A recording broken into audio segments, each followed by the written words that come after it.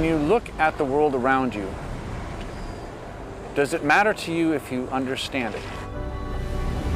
So if I look out at the water, how much richer is that experience by understanding something about that system? Our ability to predict the details and understand the complexity of the interactions that are going on in the ocean. It is a pursuit that will last for the timeline of humanity. We will never answer it all. The ocean is both fierce and familiar, yet we know relatively little about the universe that covers more than 70% of the Earth's surface. The open ocean is just the largest ecosystem on the planet. We have totally different ecosystems at the surface than just a little ways below the surface. Once we get past a few hundred meters, there's no light anymore, and everything changes, so things live in perpetual darkness.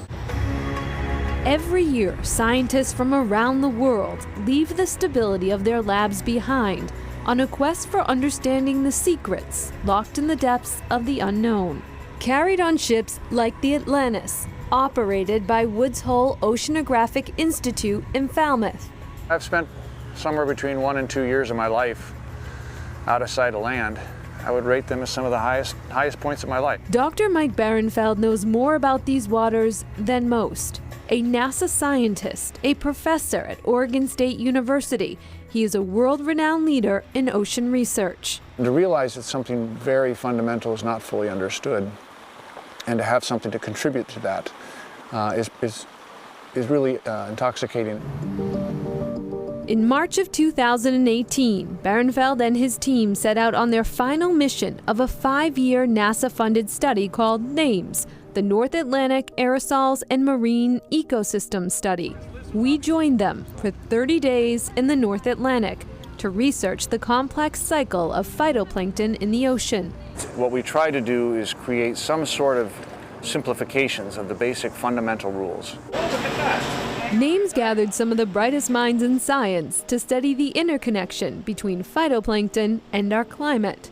Phytoplankton, which are little tiny plants, microscopic, you can't usually see them, are vastly important to the planet. They support our fisheries, they suck up CO2 from the atmosphere, and they go through very clear annual cycles in response to their environment. So in the wintertime, they tend to be pretty low in concentrations, and then as you move into summer, they get high.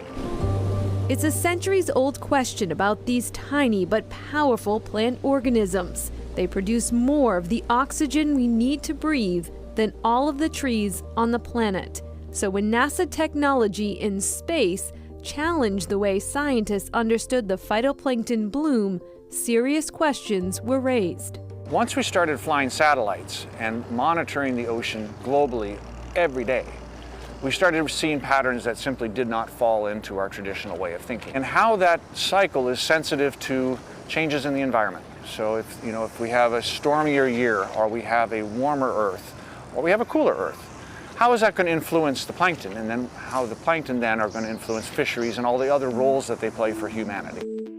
They may be too tiny to see with the eye, but phytoplankton are among the most vital organisms for the ocean and planet's survival. 30 scientists, 30 crew head out on board the Atlantis, a 269-foot Navy ship, a floating sea lab, on a mission of discovery.